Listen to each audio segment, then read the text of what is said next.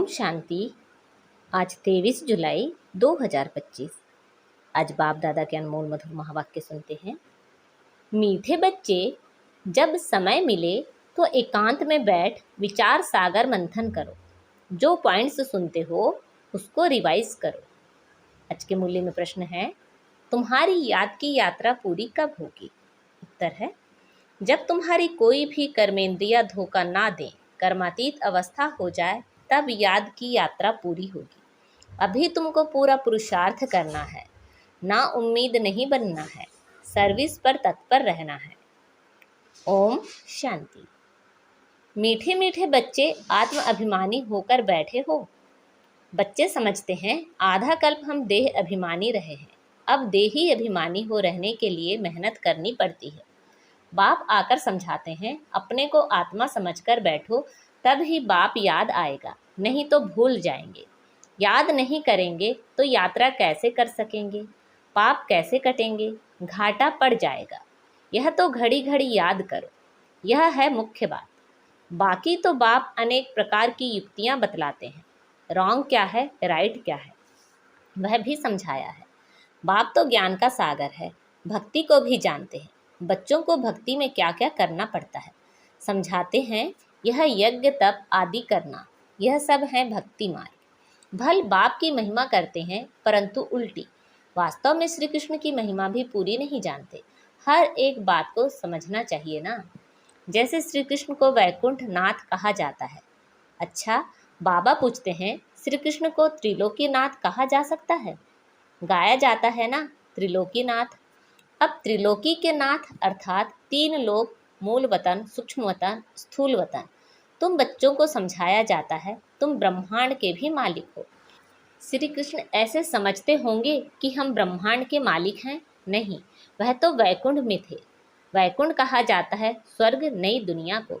तो वास्तव में त्रिलोकी नाथ कोई भी है नहीं। बाप राइट बात समझाते हैं। 3 लोक तो हैं, ब्रह्मांड का मालिक शिव बाबा भी है, तुम भी हो। सूक्ष्म वतन की तो बात ही नहीं, स्थूल वतन में भी वह मालिक नहीं है, ना स्वर्ग का ना नर्क का मालिक है।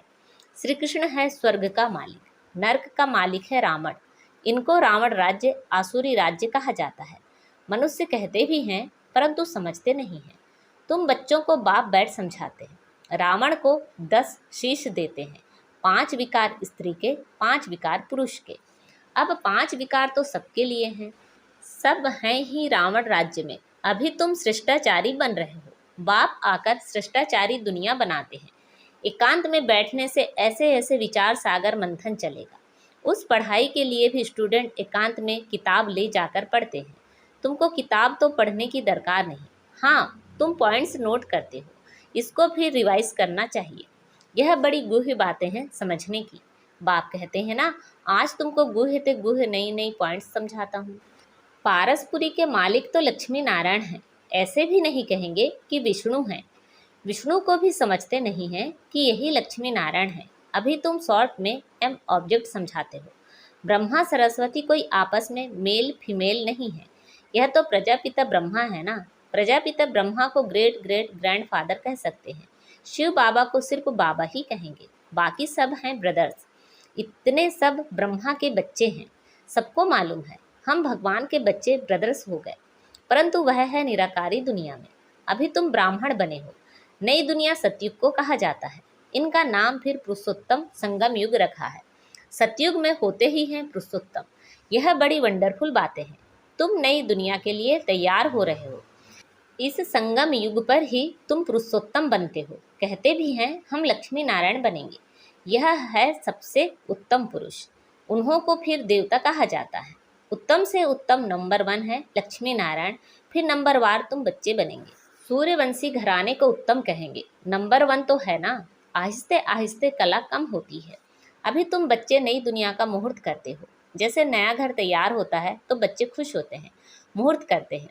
तुम बच्चे भी नई दुनिया को देख खुश होते हो, मुहूर्त करते हो। लिखा हुआ भी है, सोने के फूलों की वर्षा होती है।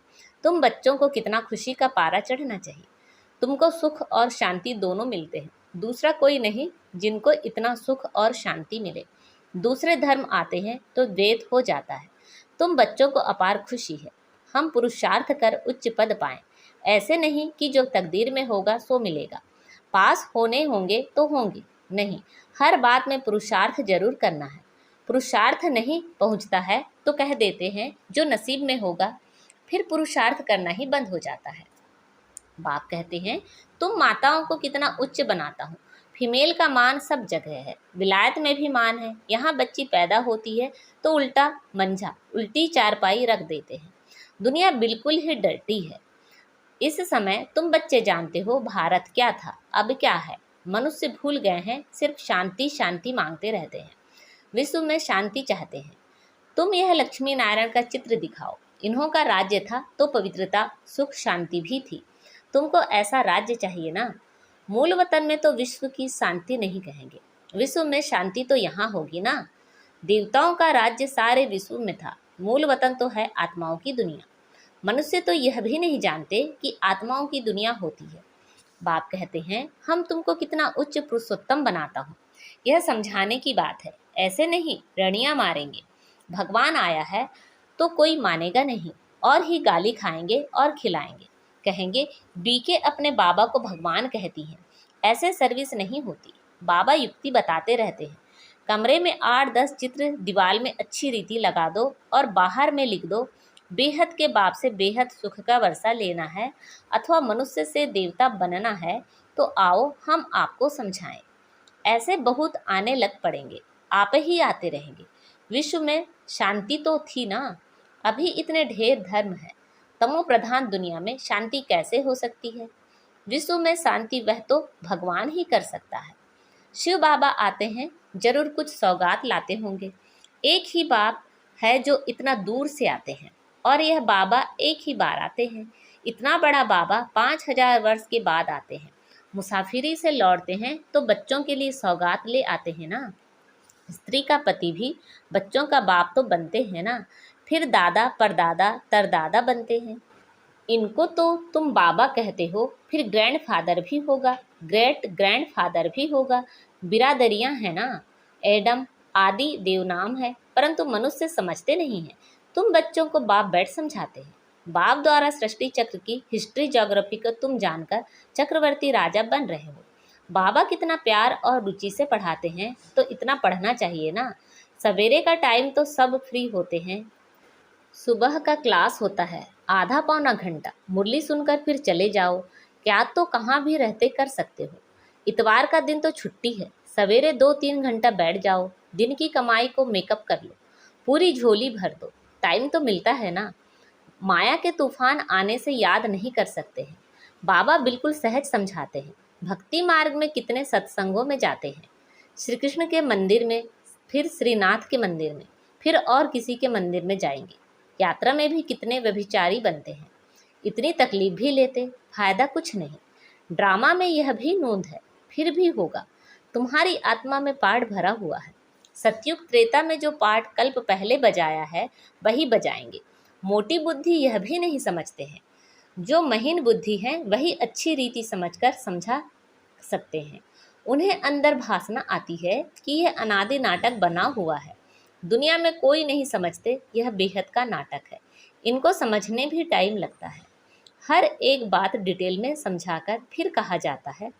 मुख्य है याद की यात्रा। सेकंड में जीवन मुक्ति भी गाया हुआ है। और फिर यह भी गायन है कि ज्ञान का सागर है। सारा सागर स्याही बनाओ, जंगल को कलम बनाओ, धरती को कागज बनाओ, तो भी अंत नहीं आ सकती। शुरू से लेकर तुम कितने लिखते आए हो। ढेर कागज हो जाएं, तुमको कोई धक्का नहीं खाना है। मुख्य है ही अल्प। बाप को याद करना है। यहाँ भी तुम आते हो शिव बाबा के पास। शिव बाबा इनमें प्रवेश कर तुमको कितना प्यार से पढ़ाते हैं। कोई भी बड़ाई नहीं है। बाप कहते हैं मैं आता हूँ पुराने शरीर में। कैसे साधारण रीति शिव बाबा आकर पढ़ाते हैं, कोई अहंकार नहीं। बाप कहते हैं तुम मुझे कहते ही हो बाबा, पतित दुनिया पतित शरीर में आओ, आकर हमको शिक्षा दो। सतयुग में नहीं बुलाते हो कि आकर हीरे जवाहरातों के महल में बैठो, भोजन आदि पाओ। शिव बाबा भोजन पाते ही नहीं। आगे बुलाते थे कि आकर भोजन खाओ। 36 प्रकार का भोजन खिलाते थे। यह फिर भी होगा, यह भी चरित्र ही कहें। श्री कृष्ण के चरित्र क्या हैं? वह तो सतयुग का प्रिंस है। उनको पतित पावन नहीं कहा जाता। सतयुग में यह विश्व के मालिक कैसे बने हैं, यह भी अभी तुम जानते हो। मनुष्य तो बिल्कुल घोर अंधियारे में है, अभी तुम घोर रोशनी में हो। बाप आकर रात को दिन बना देते हैं। आधा कल्प तुम राज्य करते हो तो कितनी खुशी होनी चाहिए। तुम्हारी याद की यात्रा पूरी तब होगी जब तुम्हारी कोई भी कर्मेंद्रियां धोखा ना दे। कर्मातीत अवस्था हो जाए तब याद की यात्रा पूरी होगी। अभी पूरी नहीं हुई है, अभी तुमको पूरा पुरुषार्थ करना है, ना उम्मीद नहीं बनना है। सर्विस और सर्विस। बाप भी आकर बूढ़े तन से सर्विस कर रहे हैं ना। बाप करन करावन हार है। बच्चों के लिए कितना फिक्र रहता है, यह बनाना है, मकान बनाना है। जैसे लौकिक बाप को हद के ख्यालात रहते हैं, वैसे पारलौकिक बाप को बेहद का ख्याल रहता है। तुम बच्चों को ही सर्विस करनी है। दिन प्रतिदिन बहुत सहज होता जाता है। जितना विनाश के नज़दीक आते जाएंगे उतना ताकत आती जाएगी। गाया हुआ भी है, भीष्म पितामह आदि को पिछाड़ी में तीर लगे। अभी तीर लग जाए तो बहुत हंगामा हो जाए, इतनी भीड़ हो जाए जो बात मत पूछो। कहते हैं ना, माथा खुजलाने की फुर्सत नहीं। ऐसे कोई है नहीं, परंतु भीड़ हो जाती है तो फिर ऐसे कहा जाता है। जब इन्हों को तीर लग जाए तो फिर तुम्हारा प्रभाव निकलेगा। सब बच्चों को बाप का परिचय मिलता तो है। तुम 3 पैर पृथ्वी में भी यह अविनाशी हॉस्पिटल और गॉडली यूनिवर्सिटी खोल सकते हो। पैसा नहीं है तो भी हर्जा नहीं है, चित्र तुमको मिल जाएंगे। सर्विस में मान अपमान, दुख सुख, ठंडी गर्मी सब सहन करनी है। किसी को हीरे जैसा बनाना कम बात है क्या? बाप कभी थकता है क्या? तुम क्यों थकते हो? अच्छा, मीठे मीठे से खिलते बच्चों प्रति माता पिता बाप दादा का याद प्यार और गुड मॉर्निंग। रूहानी बाप की रूहानी बच्चों को नमस्ते।